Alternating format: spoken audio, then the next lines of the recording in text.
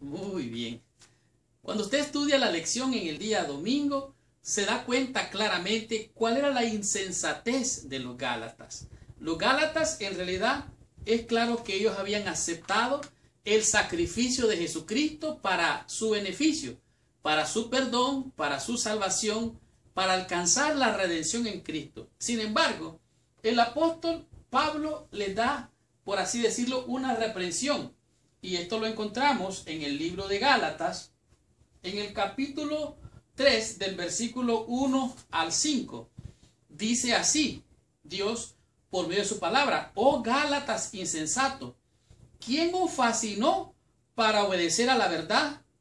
A vosotros, ante cuyos ojos Jesucristo fue ya presentado claramente entre vosotros como crucificado. O sea, ¿qué fue lo que les pasó? Parece ser que algo los fascinó. Esta palabra fascinó quiere decir como que alguien los encantó, como que alguien los embrujó. En otras palabras, el apóstol Pablo está diciendo, eso que a ustedes les han enseñado, que tienen que guardar la ley, que tienen que circuncidarse, que tienen que guardar la ceremonia, esa es una mentira del diablo. Eso de que tienes que confiar en que tú haces o haces mejor que los otros, ese es un engaño, es un sofisma. Aquí lo dice claramente, ante cuyos ojos Cristo fue presentado claramente. Esto solo quiero saber de vosotros. ¿Recibiste el Espíritu por la obra de la ley o por la fe? ¿Cómo recibiste la bendición de la fe? Viene por el oír. ¿Qué fue lo que te hizo alcanzar la salvación o creer en la salvación? ¿Habiendo hecho algo o habiendo creído? Esto es lo que está diciendo el apóstol Pablo. Tan necios sois, versículo 3. Habiendo comenzado por el Espíritu, ¿ahora vais a acabar por la carne?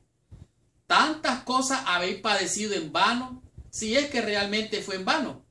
Pues aquel pues que os suministra el Espíritu y hace maravilla entre vosotros, ¿lo hace por las obras de la ley o por oír con fe? Entonces aquí está la controversia, ¿por fe o por las obras?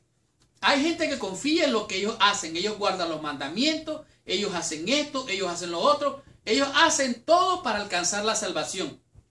Pero el apóstol Pablo está diciendo, no pueden ustedes estar confiando en las obras de la ley, porque por las obras de la ley ningún ser humano será justificado. Aquí está claramente diciendo, comenzaron por el Espíritu y vas a terminar por la carne. Capta el sentido de las palabras. Pablo está hablando una palabra en griego. Esta palabra que le está diciendo insensato es la palabra anonetoi. Literalmente significa sin mente, descerebrado. O sea, no estaban pensando los Gálatas. No pensaban, dice. ¿Quién les hechizó? ¿Quién los encantó? Pablo está diciendo, la fuente real detrás de la condición de los Gálatas era literalmente el diablo. De acuerdo a 2 de Corintios capítulo 4 versículo 4. Pero digo más, lo que desconcierta al apóstol Pablo es que ellos habían recibido un fundamento de la salvación por medio de la fe en Cristo, pero ahora ellos habían caído de la gracia, se habían alejado de la gracia y estaban confiando en las obras que los judaizantes les estaban queriendo enseñar. Aquí está bien claro, dice, ellos habían creído en la salvación, el fundamento que era la cruz de Cristo. Se les había presentado los Gálatas, significa literalmente que ellos les habían empapelado, dice aquí. Empapelado sería como que le pusieron un anuncio público, donde ellos se fascinaron con ellos y fueron engañados de esta manera. Por eso el apóstol Pablo dice aquí la lección, la cruz era una parte tan esencial en su predicación que los Gálatas de hecho habían visto en el ojo de su mente a Cristo crucificado. Ellos vieron literalmente a Cristo crucificado al haberlo recibido por la fe. Sin embargo, el engaño, el sofisma, les hizo perder la mente, quedaron descerebrados y ahora ellos estaban como ciegos queriendo hacer cosas para alcanzar la salvación. Este realmente es un engaño del diablo.